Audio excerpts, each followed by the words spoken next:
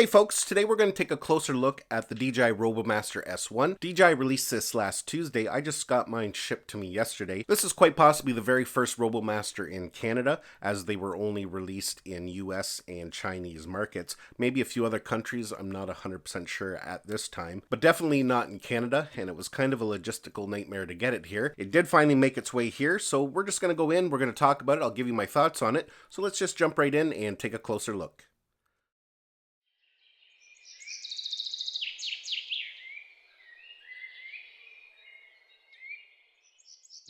So right off the start, I'm just going to mention that when DJI announced this last Tuesday, I was actually quite disappointed in it. And for me, the reason why I was disappointed initially with it is that we all seen the leaked photos last year with the Mavic 2 Pro and the Mavic 2 Zoom, where we kind of had a small view of the wheel, and there was a lot of speculation of what was coming. Many people, including myself, were hoping for some kind of ground camera unit where you could get some really interesting shots. But when DJI released it, it's more of an educational product, more designed for kids. Now, I'm all for that because I think this is a great tool for kids. It's a little expensive at $500. So in that aspect, in the educational aspect of it, you know, it's great. Kids can go in and learn to program, do different things. I believe there's going to be upgrades for this down the road, different attachments, from what I've been hearing. Myself, I still wish they had released something a little more professional.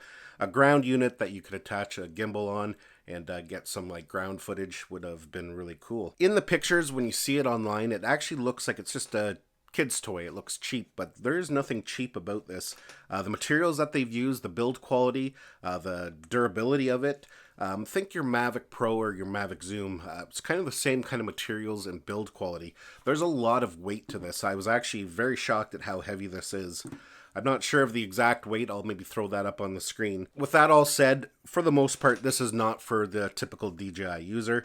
Unless you have kids and you want to build something with them, there's really no point to this for any kind of creative professional. Now later on in this video, you're going to see I'm going to mount an Osmo Action on it.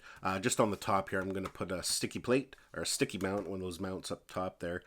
And we'll see what kind of footage we can get. I don't think the footage is going to be super smooth, even though the Osmo Action has Rocksteady and will stabilize things.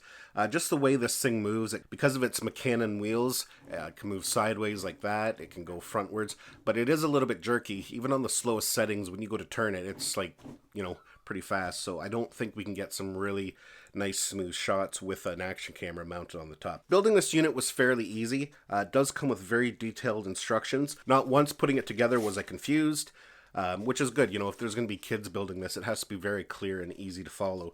And they did a really good job at putting the manual together for assembly. You get all the tools you needed. The screwdriver here is all you need to put it together. It's a double-ended screwdriver bit, so depending if you need a smaller size or the larger size, you just flip it around. It does come with a little toolkit that had all the screws and everything in there. And as you can see, there is some spare parts, hopefully spare parts. I didn't forget to put some screws in it. You also get a pair of safety glasses with it. Because it shoots projectiles, I think it's just kind of a regulation maybe that they had to include safety glasses. This thing does not shoot them very hard or far.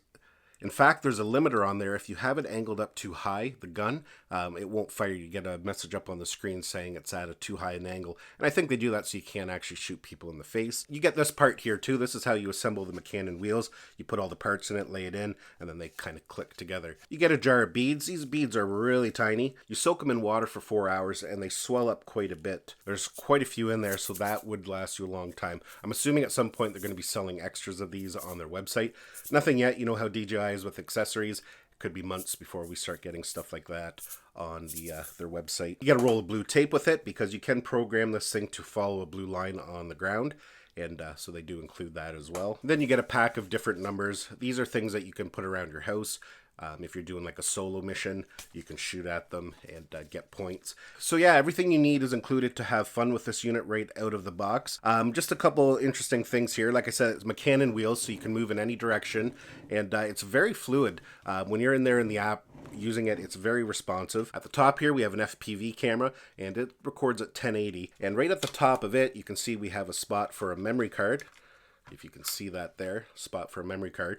So you can actually record your footage directly to the memory card. If you don't have a memory card in the unit, the app will tell you that there's no memory card in there and it will just record it to your smartphone. Of course, our antennas, we can fold them up. In the back here, this is where we store the pellets. There's a button on the side here. If we press it, that will eject it. And you can see I got some falling out. I don't want to open this up because all the pellets that I do have in there are going to fall out. But basically you just slide this plastic piece down, you fill up the unit with pellets, and then you just slide it back in.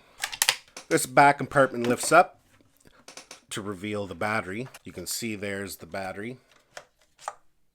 And I assume at some point they will be selling extra batteries on their website as well. So let's go ahead and let's just fire this thing up here. You can see it kind of goes through its calibrations. And the lights are blinking right now because we're not connected to the app. What's really interesting too about this is that all these LEDs can be changed color. You can set them to whatever color you want. There's a whole selection within the app. And that's really good too when you're playing with other people. If you've set up a battle and there's 5 of you out there with these units, that way you can distinguish which one is yours. So to connect to the unit, it's very simple. The first thing you have to do is connect to its Wi-Fi. As soon as you power it on and you have the switch in Wi-Fi mode, it's going to broadcast its own Wi-Fi signal. So I've now connected to it, and we'll launch the RoboMaster app.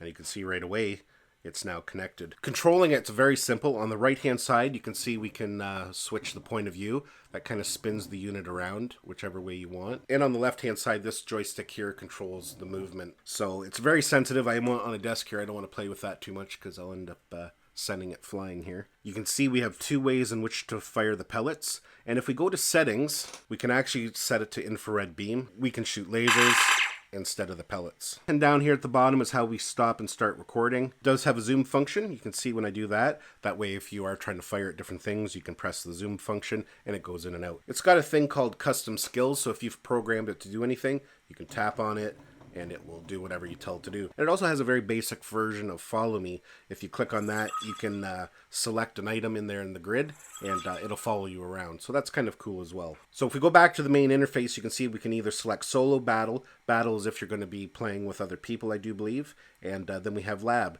Lab is where you can go in and do all your own coding, either via Python or Scratch. I'm not going to get into that for this tutorial.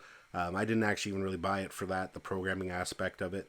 I kind of wanted to see how it looked if a camera was mounted on it, which we're going to get into here in a minute. So now, as you can see here, I've got my DJI Osmo Action mounted on the top of the RoboMaster, and everything seems to be good. It balanced with no problem. So now at this point, I'm just going to take it outside, and we'll see what kind of footage we can get when the Osmo Action is mounted on top of the RoboMaster S1.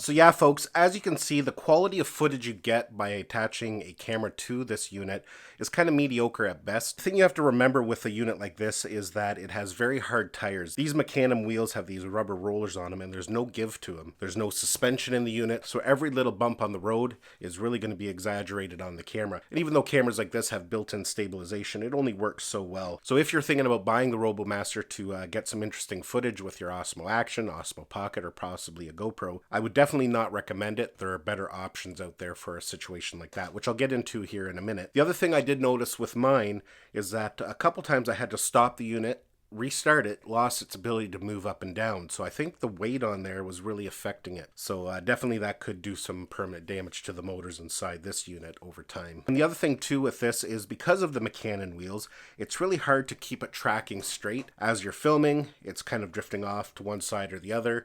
Depending, any slight movement of your fingers on the control, and it's kind of moving around, so it's hard to get a nice smooth shot. So definitely if you're thinking about purchasing a unit like this to mount a camera on, I would kind of advise against it because there are better options for you if that's what you're looking to do. Now, if you're going to be buying something like this just for the RC capabilities of it, there's a couple things to keep in mind as well. In that aspect, you can have a lot of fun with it if you're into RC vehicles, just for some of the things that it can do. I've actually filmed this video in a few different parts, so I've actually been using it now for 2 or 3 days, and what I found is that it only works well on smooth surfaces.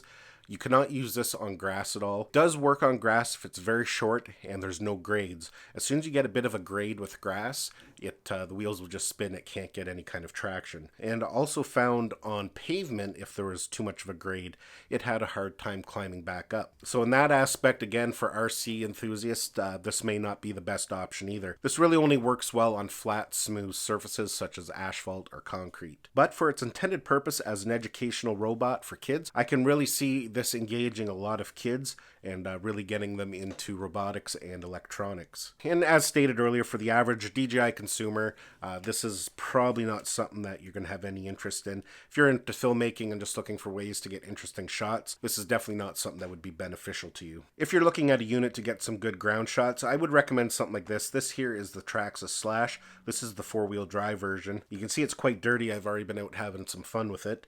I actually bought this for a camera platform. It's for a project that I have coming up working on. I've got some parts coming in. I'm going to do some custom work to it to build a nice stable platform with a gimbal. The nice thing about a system like this is that it does have shocks, so that kind of smooths things out. And it has soft tires, which help absorb vibrations as well. So definitely if you're looking for like a remote camera platform, something like this would be your better option. If you want to check this out further, I'll include some links down below for it. So that's pretty well all I have really to say about the DJI RoboMaster S1. Now the question of the day is, do I recommend somebody purchasing this? For me, I'm a review channel, so it kind of makes sense for me to order products like this in to check out, test out for my channel, make kind of recommendations, play around with it. Now, knowing what I know now after playing with it for a few days, don't get me wrong, it is a fantastic product. If I wasn't a review channel, I don't think I would purchase one of these. Now, that's of course going to be different for everybody. The reason is the price tag for $500. I think this is a product that would get old very quick. It's very limited in its current configuration.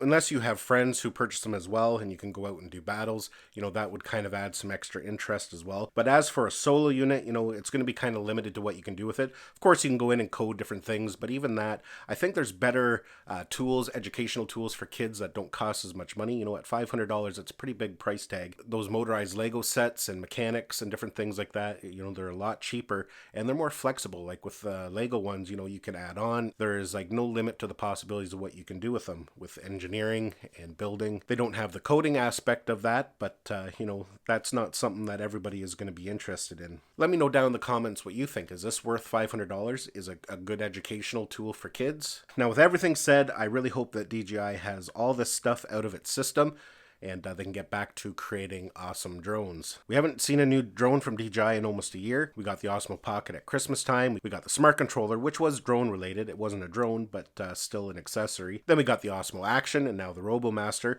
So hopefully DJI will now focus back on drones and get us something new to play with. I think if DJI could release a new Spark that was in under 250 grams or some new drone that was under 250 grams, I think there would be a huge interest in that just to avoid all those regulations. I don't own a Phantom 4 Pro myself. I've been wanting to get one, but they're just not available anywhere. I was kind of hoping that we would see a Phantom 5 or some new iteration of it, maybe a new name, something a little bit more powerful than the Phantom 4 and not quite as powerful as the Inspire 2 with a lower price tag. There's still some room in the market that DJI could tap into, and hopefully we will see something soon. Anyways, folks, hopefully you enjoyed this video. Give it a thumbs up if you did. Don't forget to subscribe to my channel so you don't miss any of our upcoming videos, and we'll see you in the next one.